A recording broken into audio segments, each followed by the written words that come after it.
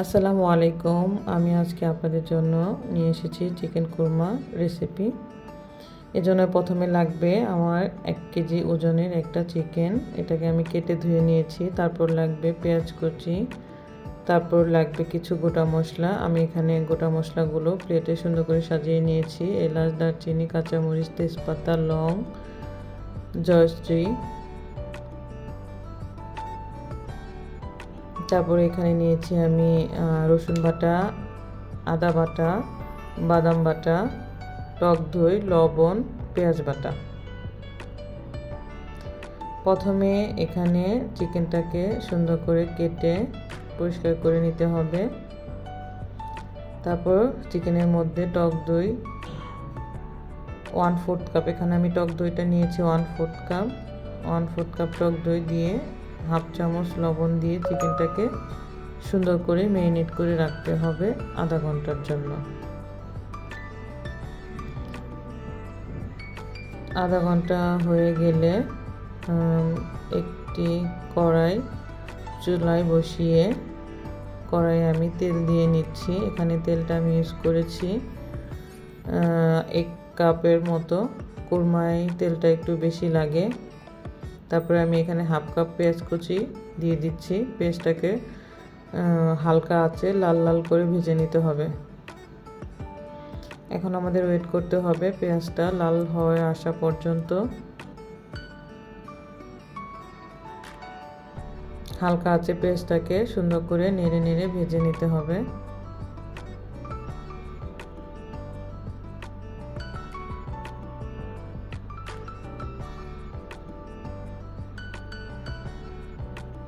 পেঁয়াজটা ভাজা হয়ে আসলে এখান থেকে অল্প কিছু পেঁয়াজ বেরেস্তা উঠিয়ে রাখতে হবে।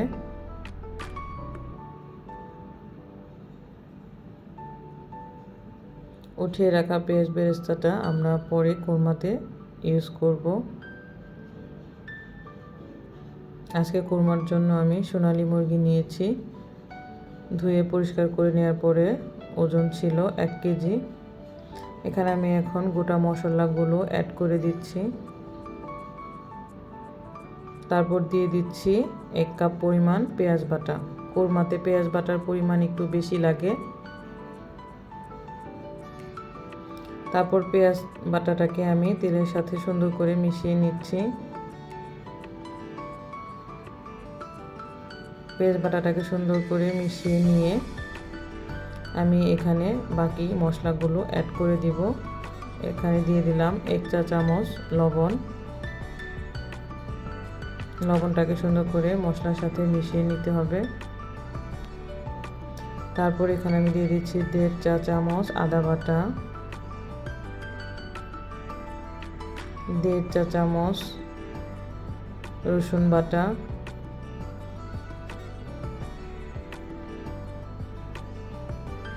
2 চা চামচ বাদাম বাটা। কুরমাতে বাদাম বাটাটা একটু বেশি লাগে। এখানে আমি কাঠবাদাম ইউজ করেছি। কাঠবাদামগুলো খোসা ছাড়িয়ে আমি পেস্ট করে নিয়েছি। ঘিটা আমার আগে দেওয়া হয়নি, এজন্য এই পর্যায়ে এসে ঘিটা আমি দিয়ে দিলাম। এরপর মশলাটাকে সুন্দর করে একটু কষিয়ে নিব। আমি এখানে অল্প পরিমাণে শুকনা মরিচের গুঁড়া দিয়ে দিলাম, এতে কুরমার কালারটা সুন্দর আসে। এটা যদি আপনারা কেউ পছন্দ না করেন তাহলে এটা স্কিপ করতে পারেন, কিন্তু দিলে কালারটা সুন্দর আসে। তারপর তেলের সাথে মশলাটাকে সুন্দর করে ভুনে নিতে হবে। কুরমার মশলাটা যত ভালোভাবে কষানো হবে কুরমার টেস্টটাও তত ভালো আসবে। এজন্য চুলার জালটা মিডিয়াম আঁচে রেখে মশলাটাকে সুন্দর করে কষিয়ে নিতে হবে। এরপর যে আমি জয়স্টিটা ক্রাশ করে দিয়ে দিচ্ছি। অল্প মিডিয়াম আঁচে মশলাটাকে সুন্দর করে তেলের সাথে ভুনে নিতে হবে।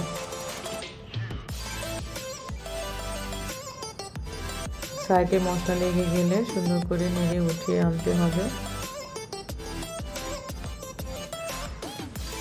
যখন দেখব মশলাটার উপরে তেল ছেড়ে দিয়েছে তখন বুঝতে হবে মশলাটা কষানো হয়ে গেছে। এ পর্যায়ে আমি দিয়ে দিব হাফ কাপ পরিমাণ ঘন দুধ। এই দুধটা দিয়ে মশলাটাকে সুন্দর করে কষিয়ে নিতে হবে।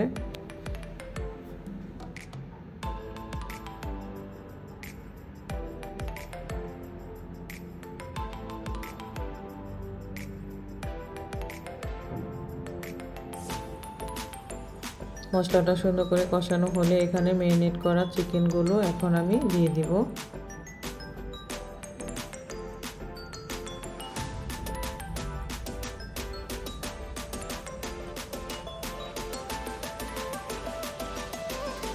তারপর চিকেনটাকে মশলার সাথে ভালোভাবে মিশিয়ে নিতে হবে। মেশানো হয়ে গেলে ঢাকনা দিয়ে মিডিয়াম আঁচে চুলায় কষিয়ে নিতে হবে।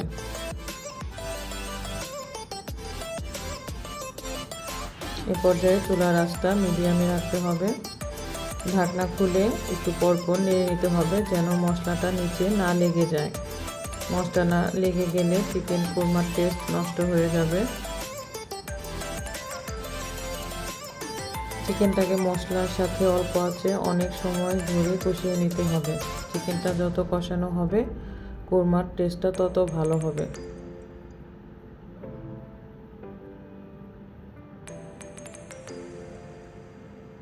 আবার ঢাকনা খুলে এখানে একটু নেড়ে নিব।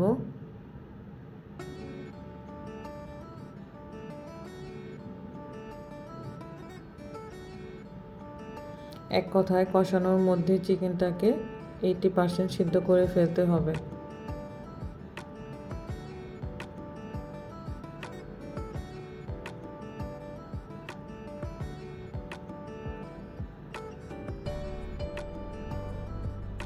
এ পর্যায়ে এখন আমি এখানে 1 কাপ পরিমাণ লিকুইড দুধ ইউজ করে নিচ্ছি।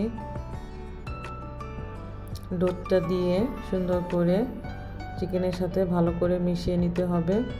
এখন আবারও কিছু সময় এটাকে সুন্দর করে কষিয়ে নিতে হবে।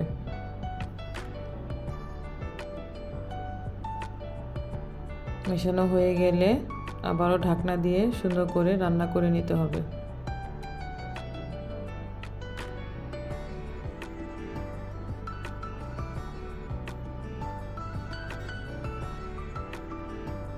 কষানো হয়ে গেলে এখন যে বাটিতে চিকেনটাকে ম্যারিনেট করে রেখেছিলাম সেই বাটিটা ধুয়ে আমি এখানে অল্প কিছু পানি দিয়ে দিচ্ছি চিকেনটা ভালো করে সিদ্ধ করে নেওয়ার জন্য।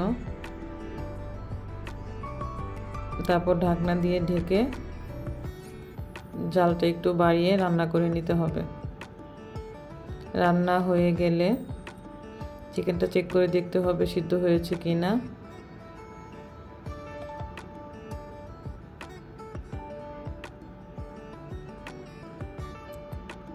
চিকেনটা সিদ্ধ হয়ে আসলে এখানে এখন দিয়ে দিব পেঁয়াজ বেরেস্তা।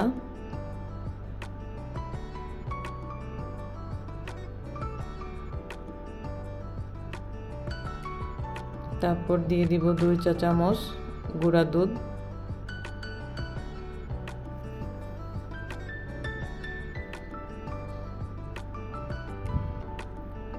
তারপর নেড়ে মিশিয়ে নিয়ে দিয়ে দিব আস্ত কাঁচামরিচ 4-5টা। এরপর 1 টেবিল চামচ ঘি ছড়িয়ে দিতে হবে নামানোর আগে। এরপর অল্প আঁচে এটাকে দমে বসিয়ে রাখতে হবে। 1/2 চা চামচ চিনি দিয়ে দিলাম। চিনিটা অবশ্যই কোরমাতে দেওয়ার চেষ্টা করবেন, এতে কোরমার টেস্টটা অনেক ভালো আসে। এখন এটাকে ঢাকনা দিয়ে ঢেকে দমে রেখে দিতে হবে উপরে তেল উঠে আসা পর্যন্ত। এই তো কোরমাটা রেডি হয়ে গেল। উপরে তেলটা ভেসে উঠলে বুঝে নিতে হবে কোরমাটা রেডি হয়ে গেছে। এই তো ছিল আজকে আমার শাহী কোরমা। আশা করছি সবার ভালো লাগবে। সবাই বাসায় ট্রাই করে অবশ্যই জানাবেন কেমন হয়েছে। আল্লাহ হাফেজ।